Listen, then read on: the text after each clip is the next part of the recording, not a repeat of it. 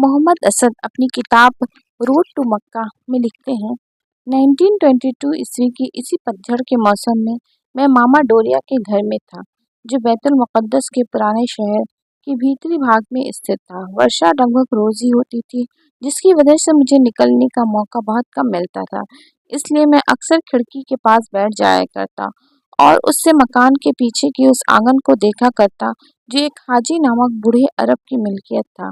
वह अरबों के सामानों को इधर-उधर भिजवाने के लिए किराए पर गधों का इंतजाम करते थे, जिससे ये जगह एक ऐसा पड़ाव बन गई थी जहाँ रात को कारवां ठहर जाया करते थे। हर दिन भोर ही में करीब के गांव में फल और तरकारियां लदवा कर इस आंगन में लाई जाती, फिर यहाँ से गधों पर लदवा कर शहर के बाजारों और तंग गलियों में सप्लाई की जाती थी। दिन भर भारी भरकम ऊंट वहां पड़े रहते, साथ ही बहुत से लोग उनकी देखभाल और जांच पड़ताल में लगे रहते। हाँ, तेज वर्षा में सब लोग अस्पताल में पनाह लेने के लिए चले जाते। वे देखने में निर्धन थे, फटे पुराने कपड़े पहने हुए, पर स्वामियों की तरह जीवन बिताते थे। जब वे एक साथ खाने के लिए जमीन पर बैठते और थोड़े से पनीर या जैतून के दाने के साथ साथ रोटी खाते, तो मैं ये दृश्य देखकर उनके उच्च साहस, भारी सज्जनता, बड़ी महान शक्ति और अपने आपसी भरोसे से प्रभावित हुए बिना ना रहता था। आप उन्हें देखते तो महसूस करते कि वे अपना सम्मान और अपने जीवन का आदर खुद करते हैं। हाजी अपनी छड़ी लिए हुए इधर से उधर आते जाते, ऐसा जान पड़ता था मानो वह उनके सरदार हैं, इसलिए वे बिना किसी संकोच के उनका आज्ञा पालन करते थे। दिन में कई बार वह उन्हें नमाज के लिए जमा करते। अगर हल्की वर्षा होती तो वे बाहर ही नमाज पढ़ लेते। सभी एक लंबी कतार बनाकर खड़े हो जाते। हाजी उनके इमाम बनते, अपनी अदाओं व हरकतों और डिसिप्लिन में बिल्कुल फौजी देख पड़ते थे। सभी मक्के के रुख पर झुकते, फिर सीधे खड़े हो जाते, फिर इतना झुकते कि जमीन पर माथा टेक देते। वे अपने इमाम की हल्की आवाज पर कान लगाए रहते थे। वे नंगे पांव अपनी जायनमाज पर खड़े रहते थे, आंखें बंद, हाथ सीने पर रखे हुए, बिना आवाज के उनके होंठ हिलते रहते।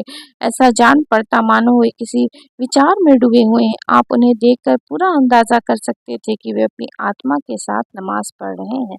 सच तो ये है कि इस गहरी व जानदार नमाज में मुझे शरीर की उन हरकतों की मौजूदगी समझ में ना आई, इसलिए मैंने हाजी से, जो थोड़ी बहुत अंग्रेजी समझ सकते थे, एक बार पूछा, क्या आप समझते हैं कि अल्लाह इस इंतजार में रहता है कि आप बार बार उसके सामने झुकें व माथा टेकें? क्या ये बेहतर नहीं कि मनुष्य अकेले में बैठकर एकाग्रता के साथ नमाज पढ़े और दुआ करे? आखिर शरीर की ये हरकत किस ध्येय से होती है?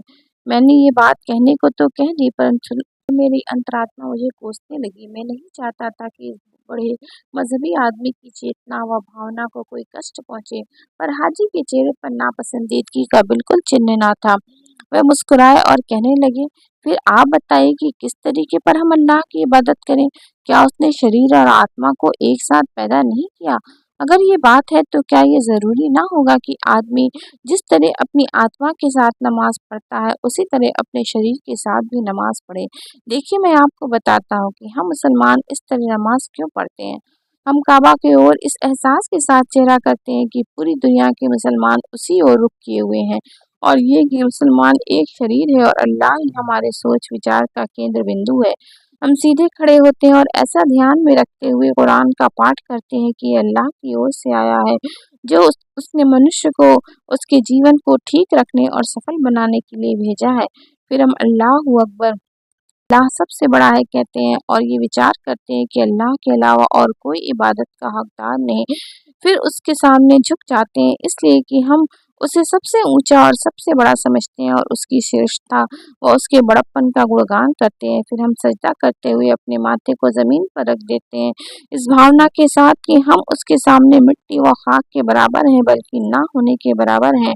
उसने हमें पैदा किया और वही हमारा सर्वोच्च पालनहार है। फिर माथा उठाकर बैठ जाते हैं और उससे दुआ करते हैं कि वह हमारे गुनाहों को माफ कर दे और अपनी कृपा करे और सीधे रास्ते की ओर हमारी रहनुमाई करे और हमें स्वास्थ्य दे और शांति प्रदान करे। फिर हम दोबारा सजदे में गिर जाते हैं और एक ईश्वर, हर चीज से उदासीन पालनहार के मान सम्मान में अपने माथे को जमीन पर टेक देते हैं। फिर उठकर बैठ जाते हैं और दुआ करते हैं कि वे हमारे प्यारे नबी सल्लल्लाहु अलैहि वसल्लम पर, जिन्होंने हमको इस्लाम का संदेश पहुंचाया, अपनी कृपा दृष्टि डाले जिस तरह की उसने पिछले नबियों पर डाली, और हम सबको और जो लोग सीधे रास्ते पर हैं बरकत दे, दुनिया में भी अच्छाई दे और आखिरत में भी। आखिर में दाएं और बाएं मुंह मोड़ते हुए कहते हैं, शांति हो आप लोगों पर और अल्लाह की कृपा।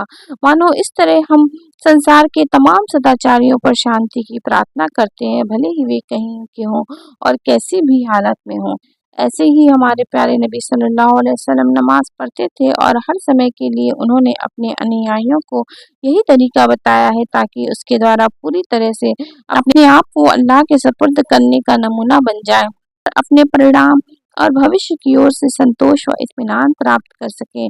बूढ़े आदमी ने ठीक यही शब्द तो नहीं कहते, पर उनका सार यही था, और आज तक मुझे ये बात उसी तरह याद है।